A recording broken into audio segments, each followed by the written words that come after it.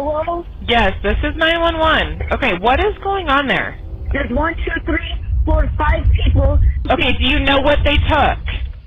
It looks like on the shelf. Okay. Breaking tonight, 5 people, a woman and an infant pulled out alive. Whatever happened inside that Commerce City apartment is beyond words, beyond explanation. It really is. My memory is that I got there shortly after 8 o'clock. It was pitch black out, and yet the apartment complex was lit up by law enforcement lights. It was a major crime scene. At about 3:45 this afternoon, Commerce City Police Department responded to a medical call in which there were an unconscious party. Upon an officer arriving, they made entry into an apartment, and inside the apartment they discovered 6 adults and 1 infant child. It was immediately apparently that while they thought that most of them were unconscious, one of the parties was awake and was transported by medical, and shortly thereafter they determined that there was also the infant inside the apartment that was also still alive, and the infant was transported as well. Unfortunately, the other 5 people inside the apartment were deceased. There were there were 3 females and 2 males that were deceased inside the apartment. Any sign of drugs in the apartment? There was some substance inside. We don't know exactly what anything is as of yet. Chief, some of the neighbors are saying that there are needles around the apartment complex. Some are speculating fentanyl. Can you talk at all about that?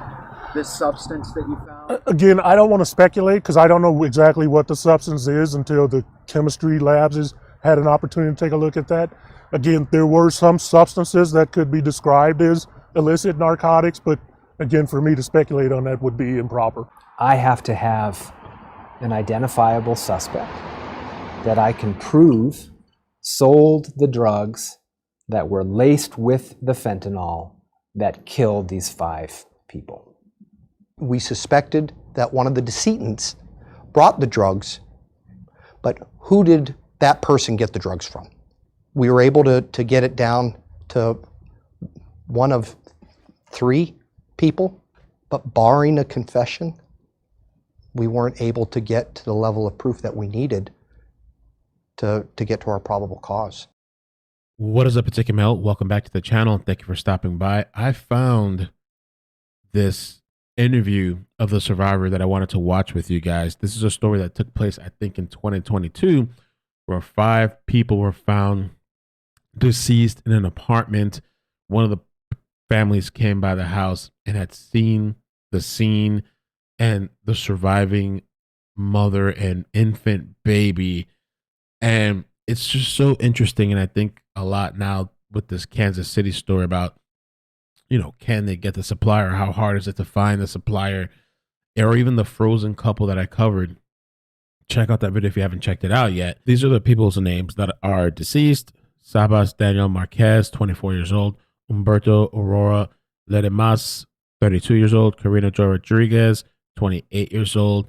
Stephanie Sonia Monroe, 29 years old. And Jennifer Danielle Cunningham, 32 years old. I happened to wake up 13 hours later not knowing everybody was gone around me. I just remembered the baby and the voice of my sister saying that everybody's gone and my brother wasn't breathing. At first, Cora Marquez thought this was a dream. Woke up, my world was different. The closest people I were always hanging out with were gone, and my circle was gone. And a year later, she's still trying to make sense of what happened that night. I'll never have an answer to really how it went down, how it happened. I don't know their last moments. I don't even remember my last moments besides talking to Karina and They got together at Sam and Karina's apartment. Joining them, Sam's sister Cora, her husband Berto, and friends Jennifer and Stephanie all decided to use cocaine. It wasn't all the time, but there was times. It's a social drug. A lot of people do it. 6 trusting friends in apartment 307. You just trusted it. You didn't even think to trust it or not trust it. Everybody was having a good time. We were all happy. I was talking to Karina about her ring because my brother just got her a ring.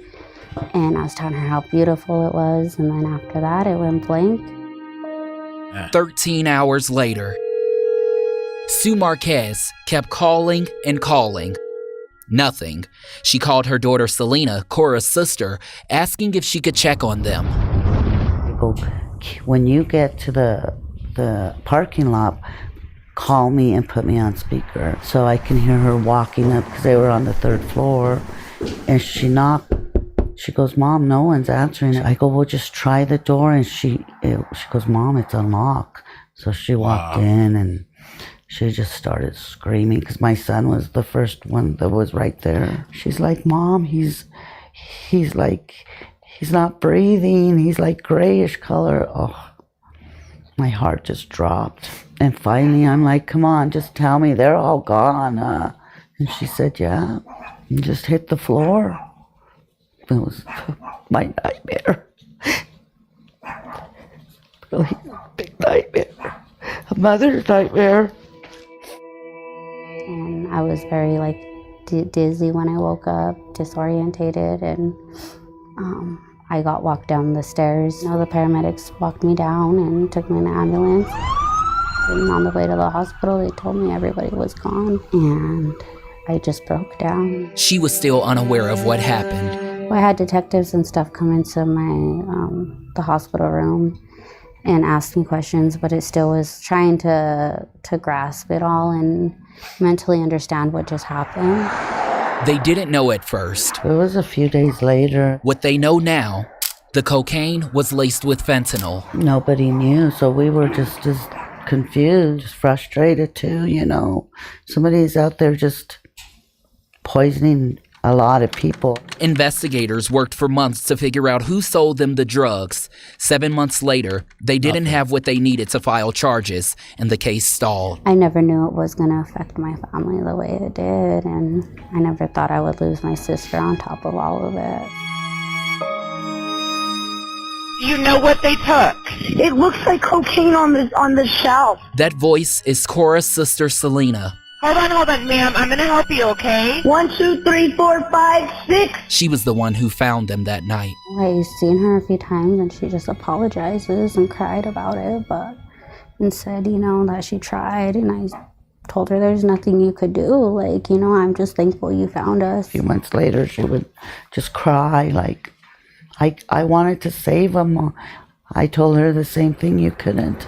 9 months after finding them inside apartment 307, Selena, Cora's sister, died of all things, an overdose. Wow. Died of all finding them inside apartment. I told her the same thing, you couldn't. 9 months after finding them inside apartment 307, Selena, Cora's sister, died of all things, an overdose. Yo, that is incredible, because I have a video that I found of Cora's sister talking about what happened. That is insane. So Cora's sister, I believe she's the one that finds them, 9 months later dies. A family forever changed in a single Sunday afternoon. Footage from the scene showing the sheer terror on Selena Fisher's face after finding her younger brother, sister, and 2 in-laws unconscious inside of an apartment. I really tried to wake him up, and terror still haunting this older sister 2 days later. She recounts these moments exclusively with Fox 31, hoping to set the record straight. I've never been in a situation like this. My brother's gone. Fisher says she was at work Sunday when she got a call from her mom around 2:30 in the afternoon. Her mom asking her to check on her little siblings because they weren't answering the phone, and that wasn't normal. I called 911 when I got in that apartment, and I screamed, and my sister was on the floor too, and she sat up. Incredibly sad and crazy story. We're gonna watch some of this extended interview, and the audio was really bad, so I did what I could to try to enhance it. I'm like, what's going on? And we're only sleeping. And she's like, what the, Selena's just screaming. Click. Phone hung up, so I called again, and finally she answered. And I go, the baby, where's the baby? She didn't know the baby was there. So I told her where the baby would be. And then So this is the continuation. This is the extended interview. The mother calls, I guess, a sister to go find out what's going on. And so she gets to the house, opens the door. She's screaming. The first person she finds, I guess, is her sibling. And then mother's asking about the baby. And I said, call 911, and she hung up again, and I didn't hear nothing till I got there. And you and your husband got in the car and just headed over there? Yeah, we had Elias and Addie, the course, 2 younger ones. When, so it was like, took forever. What was that mood? You weren't driving, I'm sure you were driving at the point. What was that mood like in the car? Because I remember talking to Felice and Debbie and everyone else saying they were like on pins and needles as they were driving down 104th, and you saw police or ambulance flying past them, and they knew something was happening because there was just too much, there were too many lights and sirens. See, I didn't even notice any of that. I was just mainly focused on getting there. It was like slow motion, like we were just like not even moving in the car, you know. And then when Malaya called me on FaceTime, because I didn't even think of calling anybody. I was just wanting to get to the apartments. So I'm like, they're all on the floor, and it kept disconnecting because I didn't have internet, you know, when you're on FaceTime. So when we got there, they happened to get there around the same time. What was that like to see them there, meet them there? I wanted to go up there, but there was so many cops, they wouldn't let me. Did you see Cora or Selena as soon as you got there? Selena, I did. Yeah, and she just said, Mom, they're not helping them, they're not doing nothing. But she didn't basically tell me that they were gone. She just said, they're not helping them, Mom. And I'm like, so the lady cop, I'm like, are they okay? You need to let me know. And at first, they wouldn't tell me nothing. They wouldn't tell me nothing. And finally, I'm like, come on, just tell me they're all gone, huh? And she said, yeah. Just hit the floor. It was my nightmare. Nightmare. The mother's nightmare. And not even able to process that your other daughter had made it and she's at the hospital right now. I was very thankful, but they wouldn't give me no information until the next day. They let us take Aria around 10 that night, but they wouldn't tell me nothing about Cora. Yeah, so you didn't speak to your mom and you weren't able to see your daughter and put eyes on her until the next day when she was in the hospital. I was treated horribly in the hospital for when I arrived there. They treated me like I was like a drug addict or something. It's just like they didn't know the story yet of what happened. It just sucked, yeah. They did a lot of tests and stuff. Yeah, I hear that's a common thing. Sometimes, like people that have had issues with substances, they show up at the hospital and then they kind of maybe look at you or treat you maybe a little bit differently or look at you with like disgust, you know? Well, I'm a victim in this. Yeah, but they didn't see it that way at first, you know, because nobody knew what was going on. It was just like a big circus. You know, just judgment, just getting treated like crap. So, Sue, you get the baby. Did you see the news at that point? Or did anyone see anything that night? When did you all kind of realize it was? So we were just confused, and they were saying stuff like it was a drug-infested party, and I'm like, what are they talking about? You know? And they were just making up stories and not knowing the actual It was just truth. a circus. You know, it was just hearsay. And were you? I'm sure you were still in the hospital recovering at least for days before you were really able to speak and tell anyone what happened and what you at least remembered. But, yeah. I had detectives and stuff come into the hospital room and ask them questions, but it still was super like, you know, just trying to grasp it all and mentally understand what just happened.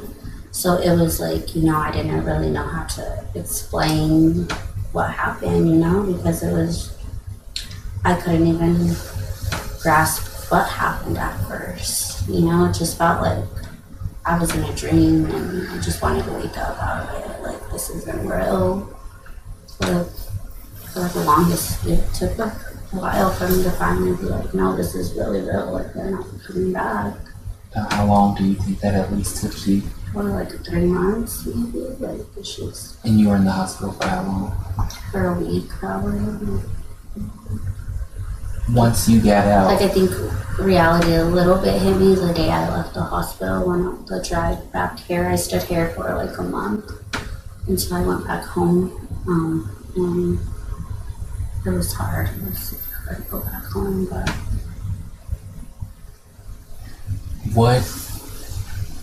At what point, well, first, had either of you ever heard of fentanyl? Just in the hospitals, you know, when you have surgeries and stuff, but never heard of it. I heard about it probably like a year prior to it. Like, I heard like the treatment with blues and stuff like that going around, but I never knew it was gonna affect my family the way it did, and I never thought I would lose my sister on top of all of it, so. Cora, you are out the hospital, you're back home, or you're at least around family again, trying to process everything that has happened. You have your sister Selena at this point, and Aria is around, and you have the Rodriguez family as well, as you're just trying to make it. Did you and Selena ever, have a big conversation about that night, or talk, or kind of rehash now? No, I've seen her a few times and she just apologizes and cried about it, but instead, that she tried, and I was told her there's nothing you could do. Like, I'm just thankful you found us, but there's nothing you could have done.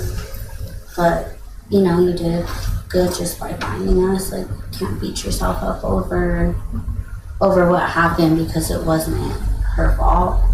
It wasn't, we all are adults and we all make choices, and we chose to do what we did that night, and it happened to turn bad. Interesting. Not that anybody deserves to pass away or anything, but some of the commentary I've heard with the Kansas City, some people say all adults, we chose what we did. But of course nobody's choosing to get fent. At least I don't think so. But this watching this and seeing more of this makes the doctor's theories, and maybe a lot of the other people out there saying, hey, one could have survived.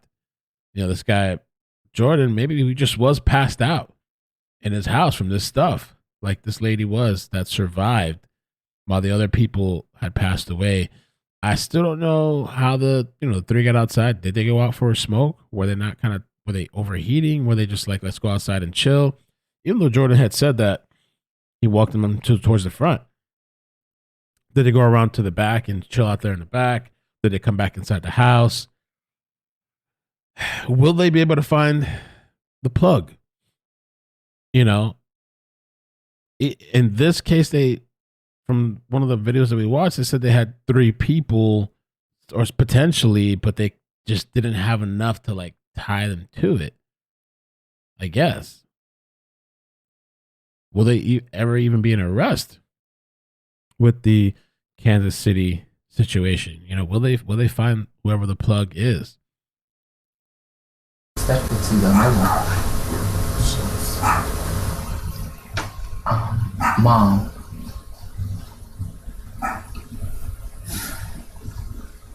Oh my gosh.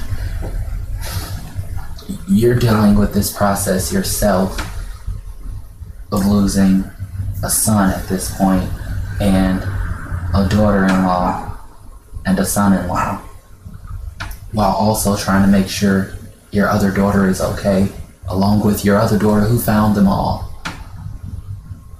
Yeah. You talked a lot about Selena and how she was doing after that. Talk to me, if you're able to speak to what that did to her, if she ever really spoke to you about that night or anything like that. She did talk, we did talk about it. At first she didn't. She's like, Mom, I'm glad I found him and you didn't, because I'm like, I should have went. And she's like, no, Mom, I'm glad it was me and not you, because you wouldn't have been able to survive it, Mom. But I felt bad sending, I didn't know, but I should have just went. And then a few months later, she would just cry like, I wanted to save him, Mom. I told her the same thing, you couldn't. But she just spiraled out, stopped, because she was staying with me. She was going through a divorce on top of this, so she was already, depressed. But she just spiraled out and started doing drugs, and I wouldn't know where she was. I would look for her and look for her. So I was grieving the kids that all died, worrying about her because I couldn't find her. And I kept praying that I wouldn't get that call. Well, I did 9 months later. Wow. That she went in as a Jane Doe, so people called me and said that they took Selena to a hospital. I had to start calling hospitals. And finally, North Suburban had her as a Jane Doe, but when I got there, she was on life support, brain dead. Wow. Dude. So I had to make that decision the next day to take her off.